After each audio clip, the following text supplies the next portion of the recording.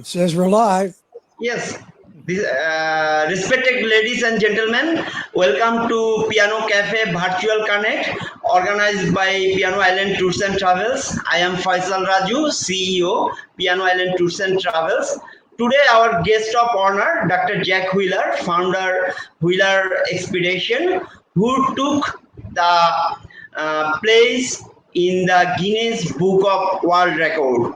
We believe that today event on Piano Cafe Virtual Connect will open up a new dimension in our country travel and tourism industry, as well as those who are thinking of doing a new expedition tour. We are delighted to introduce Dr. Jack Wheeler to them. Sir, Dr. Jack, you have responded to my personal invitation. Thank you, sir. I hope our personal relationship will be stronger and continue.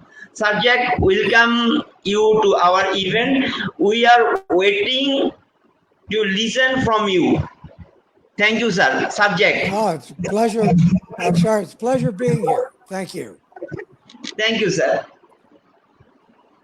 So, how are you today? So far, so good.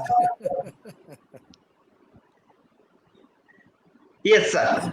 I'm fine. So, how are your day passing during the lockdown? You are a lot of busy with some works now. well, you know, the lockdown is crazy. You don't want a lockdown. You want the opposite. You want the people out there. But I don't need to get into a discussion about this hysteria. At any rate, I do not see any necessity for a lockdown, except for people who are actually at risk.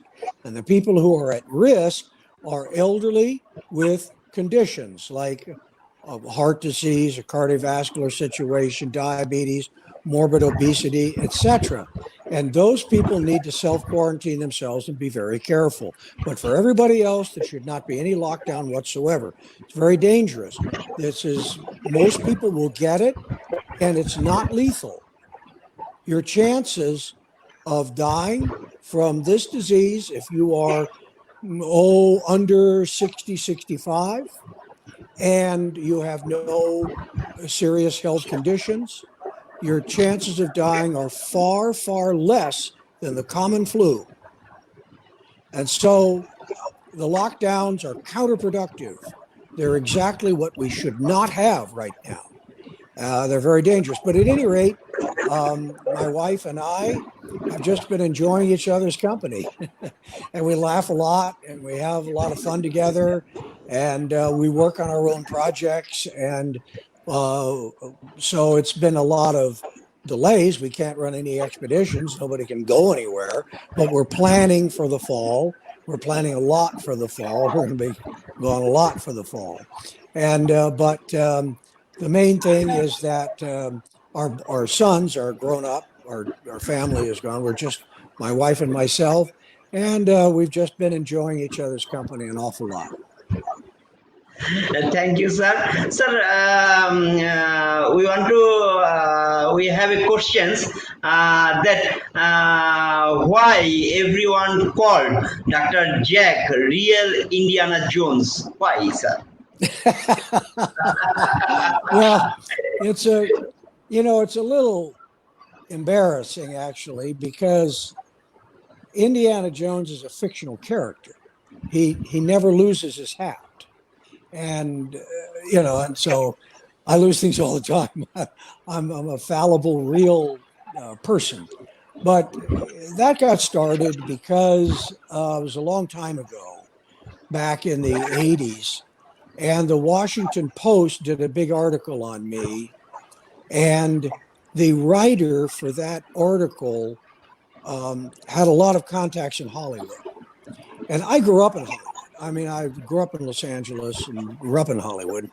And I was on television a lot, and I was a known figure. And I wrote a book, The Adventurer's Guide: How to Do Adventurous Things All Over the World.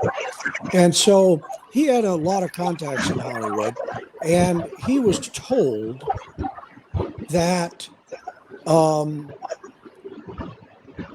was part of the mix of the character that Spielberg invented. There's other people. The archaeologist who discovered Machu Picchu in Peru, his name is Hiram Bingham, many years ago. Another archaeologist who found dinosaur eggs in the Gobi Desert. There was a mix, and I was part of the mix, plus his own imagination. And so then he mentioned that in the article on me in the Washington Post. And then another friend of mine, John Fund, who was the editorial at the time, the editorial director of the Wall Street Journal. So he wrote something in the Wall Street Journal that says, Wheeler's the real Indiana Jones. And it's just kind of funny. That's all. But I'm a real person, not a fictional character who never loses his head. Thank you, sir. We want to share something with you. The look back, 1956, born 1943 in Glendale, California. And after that, you starting your 1958, your journey will start that, right? 1958, and your date of birth, we find 1943. I know. 1943, your date of birth. I take it you're talking about the climbing the Matterhorn, and that was just a matter of coincidence and luck and everything. But I was able to climb the Matterhorn at 14, and it was an experience that kind of set me on a path. I mean, I'm a kid from Glendale, California, and I didn't know anything about the world, and I had a chance to do this. It's a story which we don't need to go into, but I was able to do it. And I decided, well, you only have one life, and I'm going to make the most of it. People collect things. They collect stamps. They collect coins. They collect, they collect things. Well, I decided I wanted to collect extraordinary experiences from my life. You can never lose that. You can lose your stamp collection, sir, but you can never lose what you've done. So that's I've kind of devoted my life to that. Okay, sir. In 1960, you have another memory. You swam that year, same year. You see Marmara. You Aegean Sea to the Sea of Marmara, right? Or you're talking in 1960. About you're talking about the Hellespont. Yeah. The yes, Hellespont is the straits that separate Europe from Asia. Okay, and it's where the Black Sea passes into the Aegean Sea. Yeah, and it's a narrow channel, and it's very famous because it was a myth of Greek mythology of a guy named Leander swimming the Hellespont to see his lady love that he was prevented from seeing, and then a storm came up and he was swept and died. And it's a Greek myth, but I had a chance to swim the Hellespont and it ended up a big story. So and that was at 16. So, but in other words, it's one of those things that I was able to do, and I've always sought out those experiences for my life, except now for many years now, my business has been giving other people those experiences. I'll take them on expeditions so that they can have extraordinary experiences for their own lives. And that is a very rewarding experience for me because I get to see things through their eyes and their experience, and to give these experiences to someone else is profoundly rewarding. Okay, sir. In 1917, 1979, you retreking first time history Hannibal Hannibal, routes, yeah, yes. with elephants. Share some memory with this exciting journey. Well, you know, the story of Hannibal crossing the Alps with his army and with his war elephants to attack Rome because of the war between Rome and Carthage. This is 2,200 years ago. He did this in 218 BC, 2,200 years ago. And that has always been one of the great epics of history. But where it happened and did he really was able to do it? So we got two elephants and we figured out what the pass was that Yes. Hannibal crossed over the Alps into Italy. It's called the Col du Clapier. And we don't have a map right here, so I can't describe where it is. But at any rate, we were able to do it.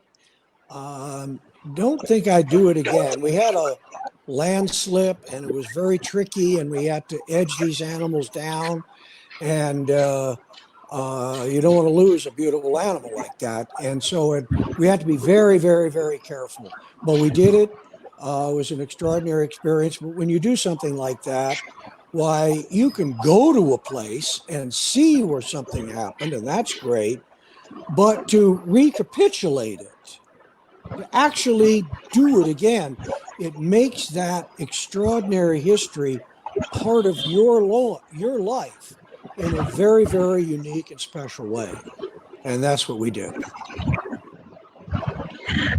Thank you, sir. Sir, in 1981, April 15, you set the record, world record, northerly jump, parachute jump. Can you tell the exciting jumping?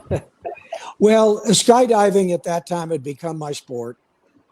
And I had started my expedition business.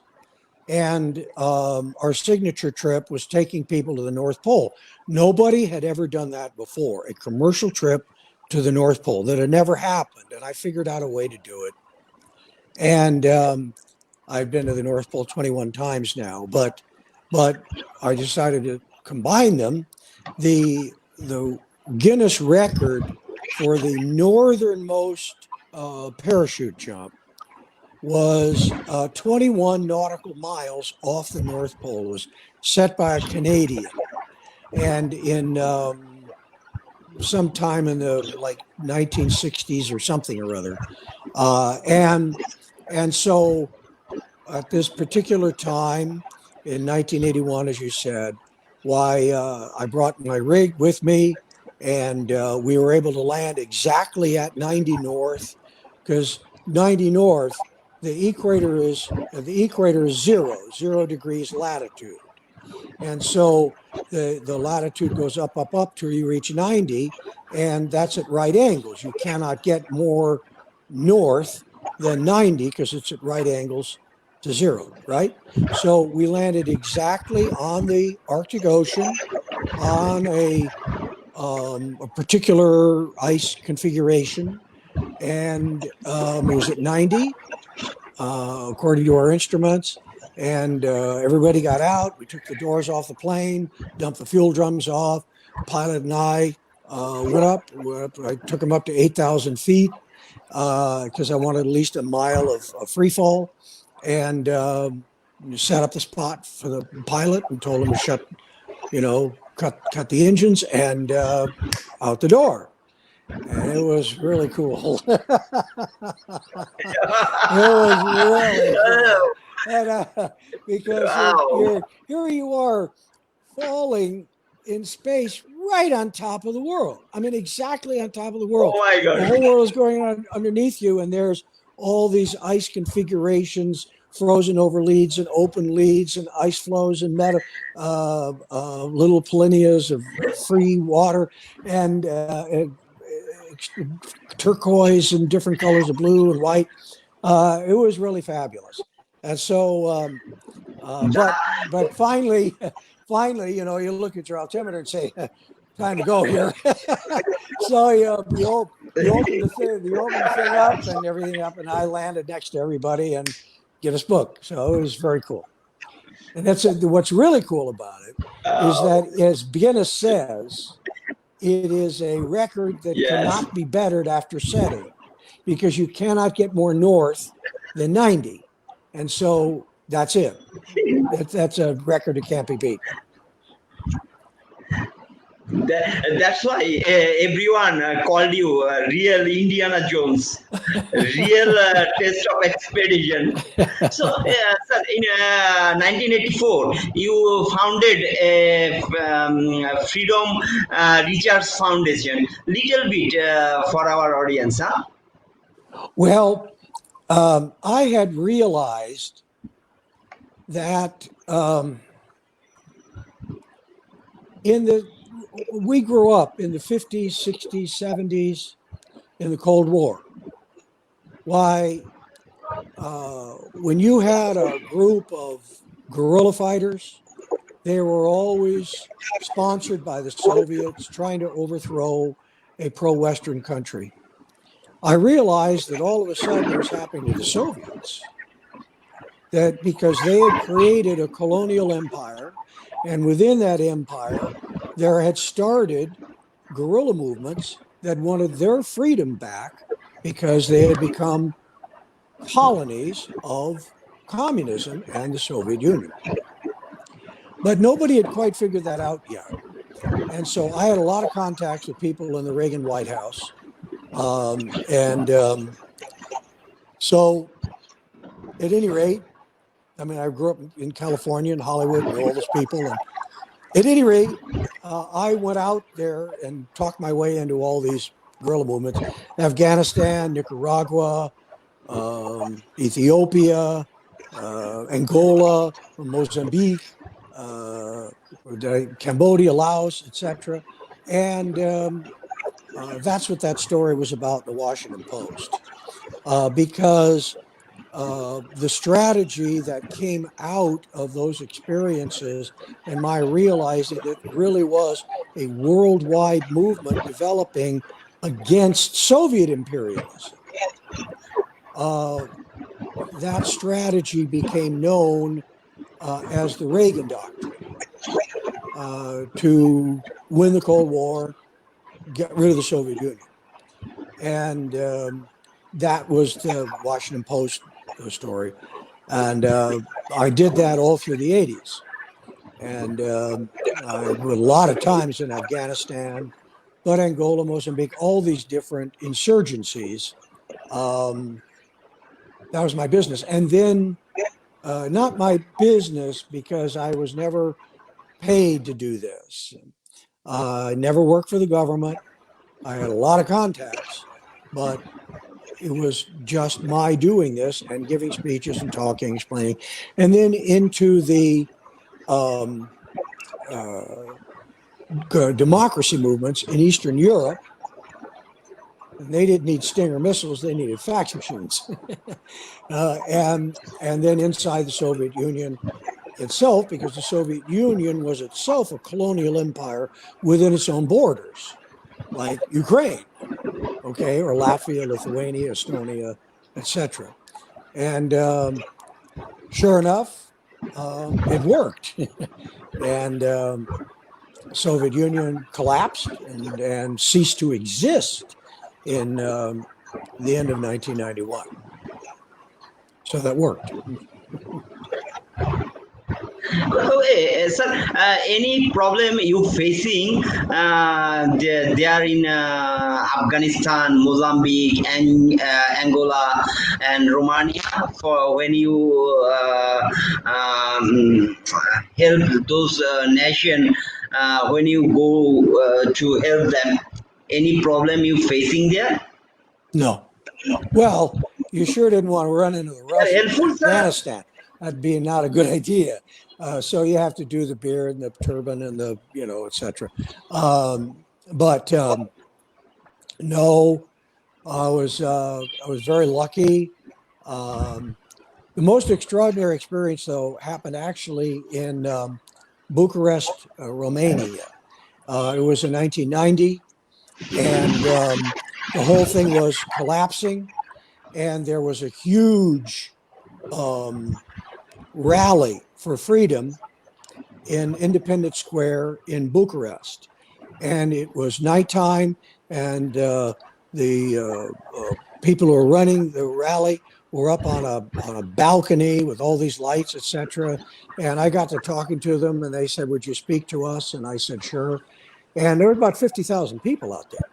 All these candles. I mean, you got 50,000 candles out there. I mean, it's quite a sight. And so I began telling them that they were going to be free because so many other places that were run by the Soviets, they were fighting for their freedom too. And then you're not alone. From all over the world in the Soviet Empire, the struggle was being run and they were going to be free. And there started this noise in the audience, all those people out there. And I didn't know what was going on. They started saying something and it got louder and louder. And I'm pretty sure I heard, "Jos communismo, Jos communismo." And I got 50,000 people shouting, "Down with communism. Jos communismo," with 50,000 people in Bucharest, Romania. I realized that's it. It's done. I knew we had won in that moment, that the Soviet Union was finished. And sure enough. Sir, behind a wheeler expedition, two more person involved with you. Can you share that name of two person? Who was with me? Well, my wife. She's the smart No, one in the family. She's the I want business to talk. manager. I want to talk about you. Talk about Mr. Brandon and Jackson. Those are our two sons. Brandon was in the Marines, had an extraordinary career in the United States Marines. And now he's with me as president of Wheeler Expeditions. Jackson is our second son, our youngest son. And he has his own business, his internet business, but he will lead and guide expeditions because I started taking my sons with me on expeditions when they were 5, 6 years old. Jackson's been in the North Pole three times. I mean, they've been a lot of places with me. And so they're very, very competent. They know exactly what they're doing. So they will co-lead or lead expeditions by themselves. So there are really the four of us. So over 30 years, you traveling 193 countries, like the Sahara, like the Tibet, like the Amazon, and the North Pole. How was Well, that? those are places, but not countries. When you say 193, there's 193 member states of the United Nations. There's 2 observer states, and there's 3 countries that are legitimately sovereign nations, but their membership is blocked by another member. For example, Taiwan is obviously blocked by China, and Kosovo is blocked by Serbia. And Somaliland is blocked by Somalia. All three of those countries are legitimate, independent nations. There's 198. Well, I don't know if the Palestinians are really an actual country, but they're observer states. It's an observer state along with the Vatican in the UN. And so that's true. I've been to all of those. I've been to every single independent sovereign country in the world. Okay, sir. Sir, one thing one question from audience. Can you share Anisur Rahman Labi? He wants some advice. How he start expedition? I'm not sure if I get the word start. You mean start an expedition business? Or you No, want to for expedition create? as a yes. Well, it depends upon where you want to go and what you want to do. We lead a number of expeditions all over the world every year. So you can go to our website, wheelerexpeditions.com. And if you've got a question or if you want to find out, if you'd like to, if you think you can organize, you want us to organize an expedition, we'll be happy to talk to you about that. You've got a special place you want to go, special experience you want to have, let us know, and we'll give you our thoughts on how we could do that together or how you can organize it. Okay. Oh, okay, sir. Another thing, we want to look back. We want to find you 2012 at Chittagong, right? I didn't hear that exactly. Look back. We find you at Chittagong, Bangladesh, right? Oh, you're talking about Bangladesh. Yes. I was there in 2012, Yes. and it was a very, very interesting experience because once again, you look at a map and there's this place on the map. Maybe it's a small place, maybe it's a teeny little speck of a place like an island or something. And it's a small on the map, right? And you get there and all of a sudden, wait a minute, it's much bigger. And there's all the stuff that you didn't know about and all these things that you can learn and experience that you didn't know about before. So with Bangladesh, I was interested in the Sundarbans and the Chittagong Hills. I got up to Rangamati, and the beautiful lake there, and it was a very interesting experience, a tribal experience in that area, right? So a lot of Right. very interesting tribal people live up in the Chittagong Hills. Very nice, very gracious to me. Very interesting cultural experience. The one thing that I was most interested in was what I considered to be the insanity of the India Bangladesh northern border. I mean, this is really weird.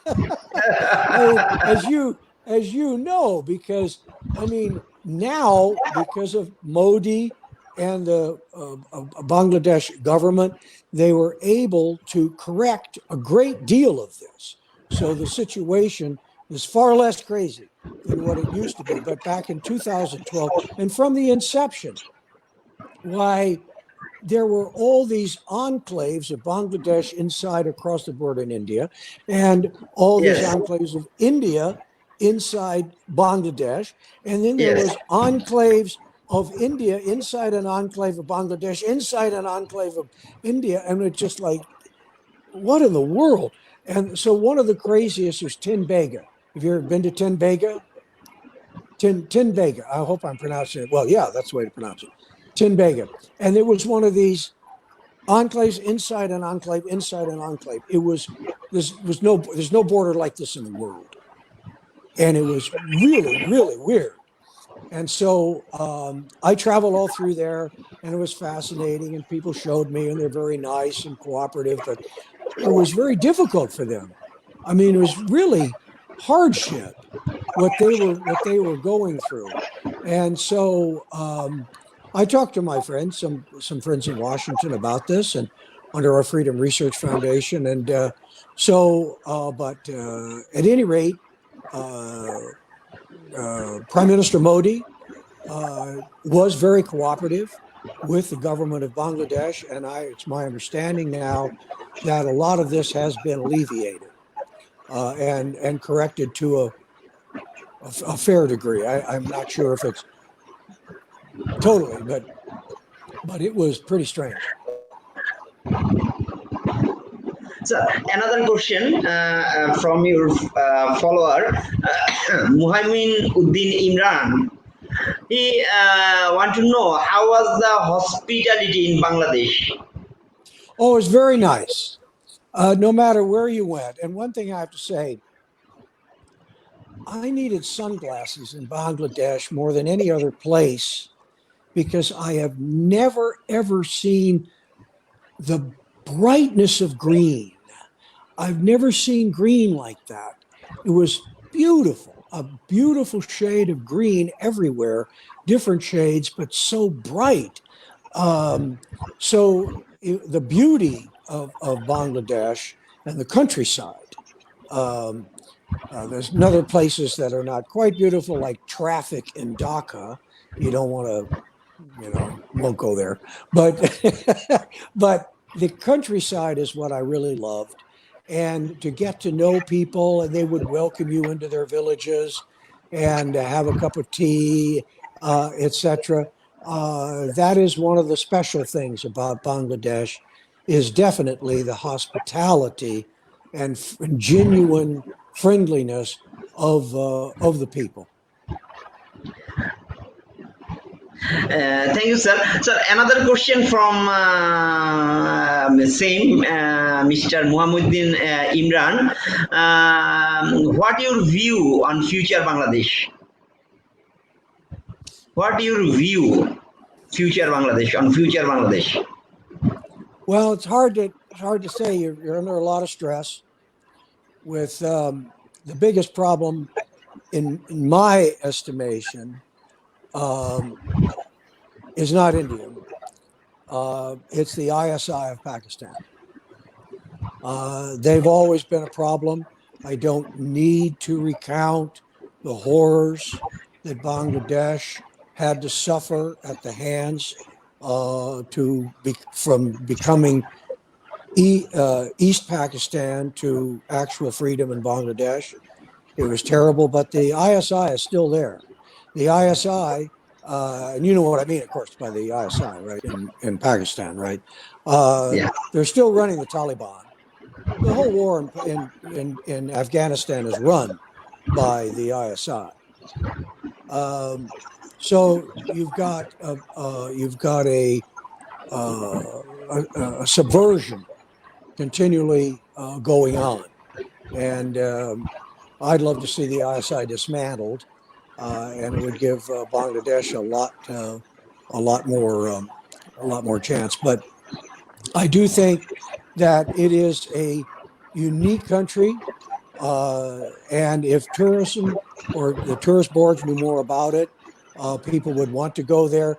I think especially the Sundarbans, to be able to see the tigers, etc., is a very, very special experience. You've got a very, very big asset there. So it depends upon the choices, as with any country. It depends upon the choices that the people and the government make and what direction they take, whether they're going to go for freedom and a free market and capitalism, although capitalism is not the right term. The real term should be freedom to innovate, innovation freedom. You don't need the permission of some bureaucrat to start your business and to make something and to make people's lives better. So if people are free to innovate, free to have their business, free to be an entrepreneur, if you give the people of Bangladesh that freedom, I think that Bangladesh will flourish. Okay, sir. Thank you for your overview. And we have another question. We want to know in 2014, Jack completed a life goal of traveling to every single and one of 193 countries recognized by the UN. On that time, on that year, you complete North Pole, right? No, I haven't been to the North Pole for some time.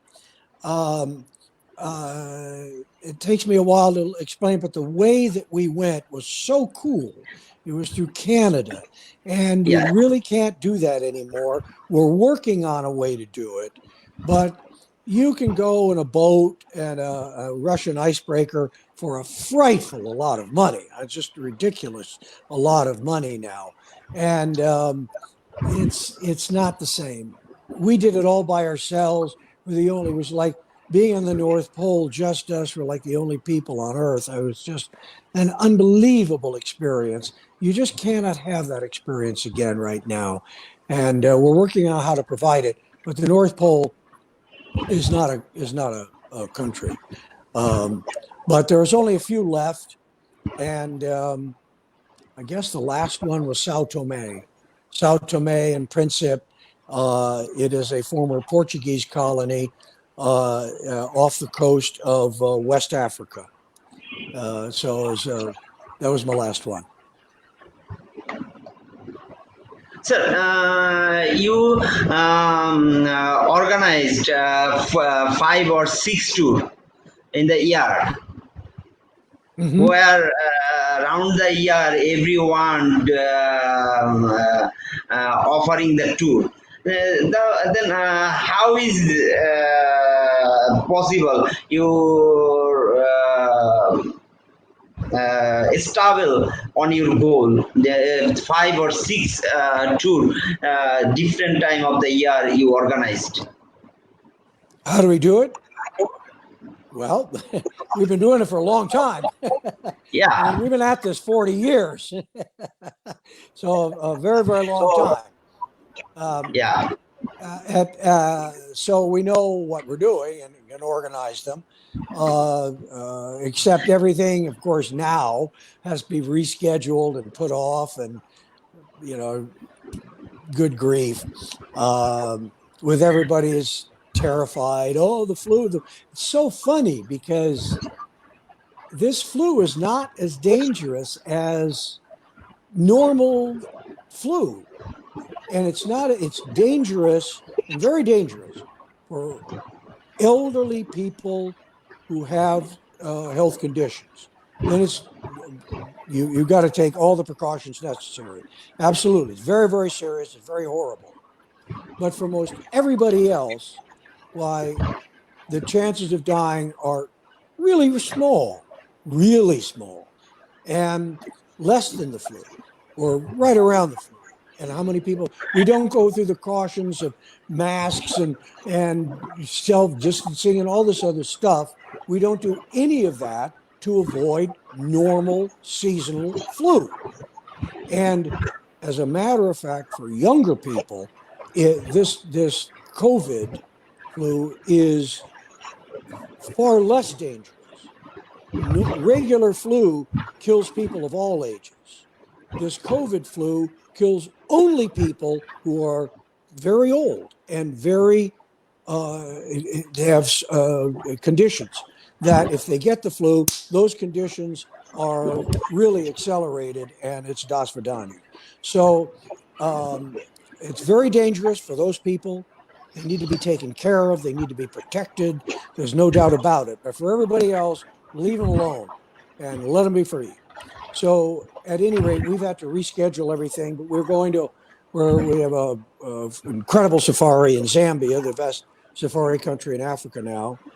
We have we're going to all 5 stands of Central Asia, which is really cool because there's 5 different countries: Kazakhstan, Kyrgyzstan, Uzbekistan, Tajikistan, Turkmenistan. They're all very, very different. There's all extraordinarily cool things to see in each one.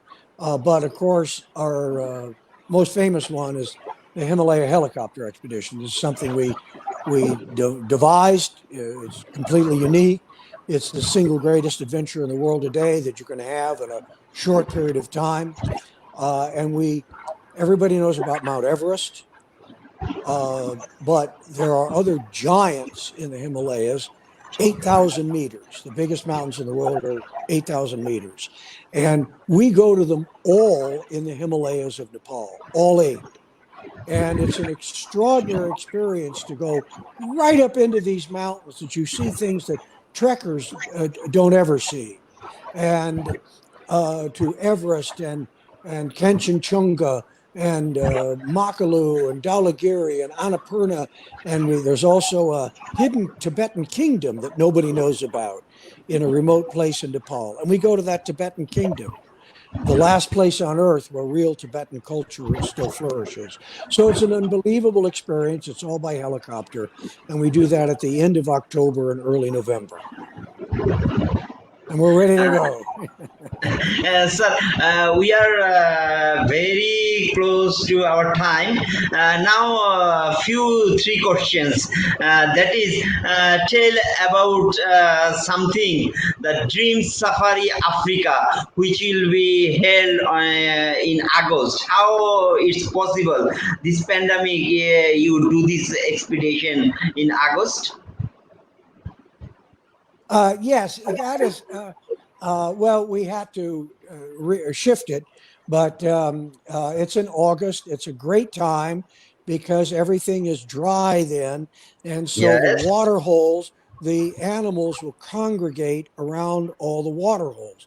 They're not dispersed out when it's a wet season and the grass is high and you can't see the animals, and they're all dispersed because there's water everywhere. Now there's only water in little places. So you get to go them, and they have absolutely no fear of us. They haven't been hunted in 50 years. And so you get an up close personal thing right there, but it's not overcrowded. It's the great undiscovered secret of safari country in Africa. And I've been to them all, of all the safari countries in Africa, different countries. And right now, Zambia is the best. And that's where we're going. Zambia is best. What? Zambia. Zambia is best. Right now, yes.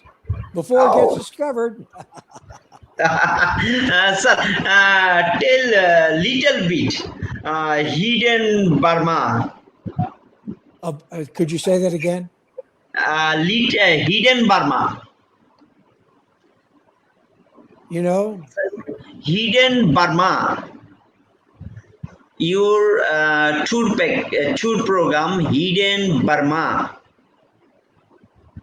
You know, maybe you should spell it because I'm not getting it. Hidden Bamar. I don't know what that means. Oh, and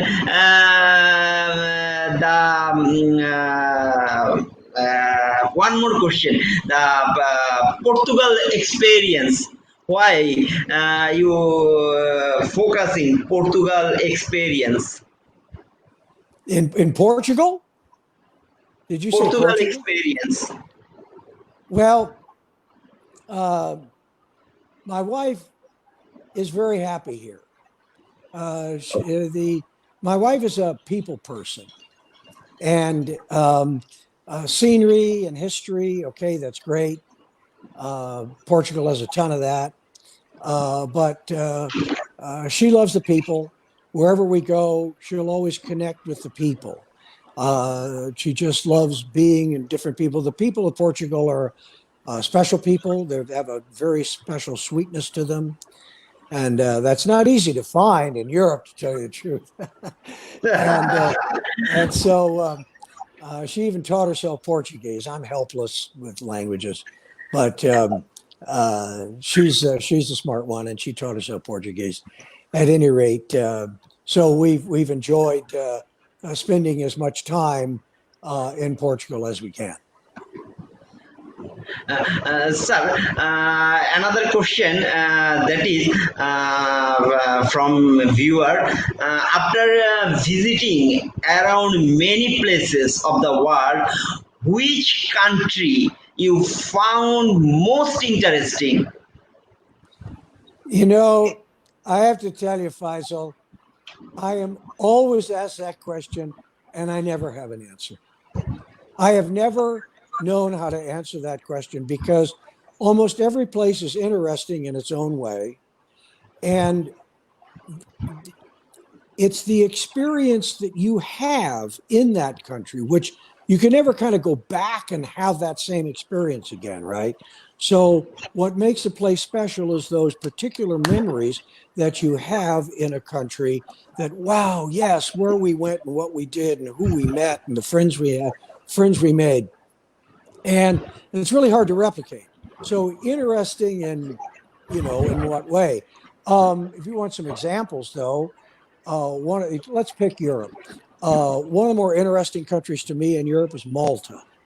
Malta is amazing, amazing. Malta has so much history. It's where European civilization actually began. It's where the Egyptians learned how to make the stones and the rocks, etc., to build the pyramids. It's an unbelievable history, and it's so beautiful, and it's a very, very special place. In Africa, certainly in Central Africa, Rwanda.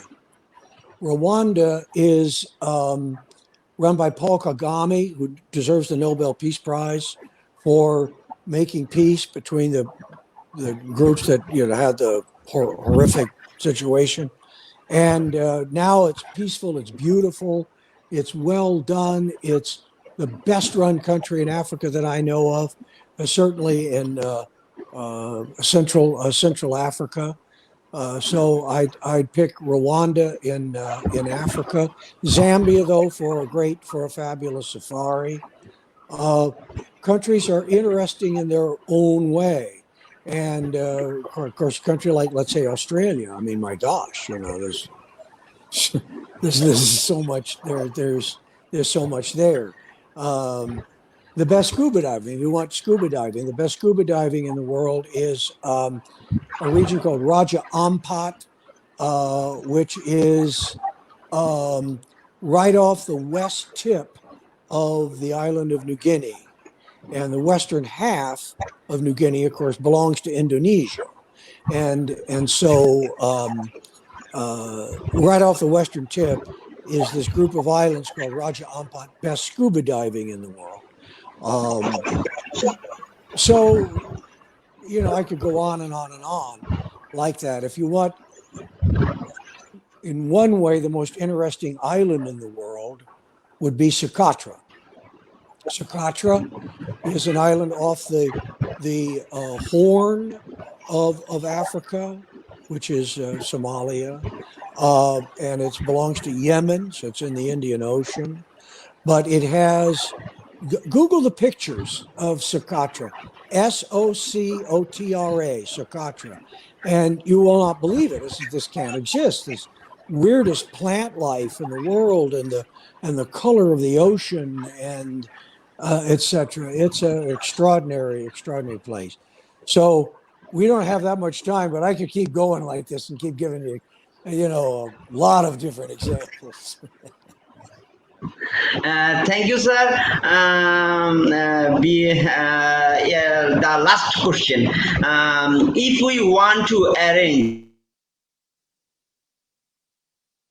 expedition to our your suggestion for us, how to start? How do you start having an adventure, an expedition? Call us. I mean, Wheeler Expeditions, WheelerExpeditions.com, all one word, WheelerExpeditions.com. Look us up right there on the internet, and you can contact us and say, I want to go here. I've always had a dream of doing this. Can you make this happen? And we'll talk. Okay. Okay, sir. give a message regarding our relationship and cooperation. Give a little Okay. message for our viewer. Okay. Faisal, it's a pleasure being with you. Thank you very much.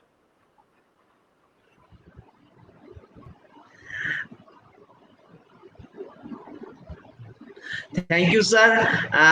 Today it's our exclusive event. You give us a lot of time, and really, I am very grateful to you. You such a very big heart man.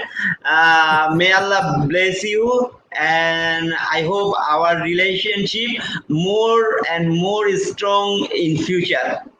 Oh, Thank you, ladies and gentlemen, watching us today. Now we want to say goodbye for tomorrow. Tomorrow, our another program will come with music. Stay home, stay safe. Thank you, sir. Be with us, and sure we will keep with you in touch. Thank you, very sir. good. Thank you and take care, Faisal.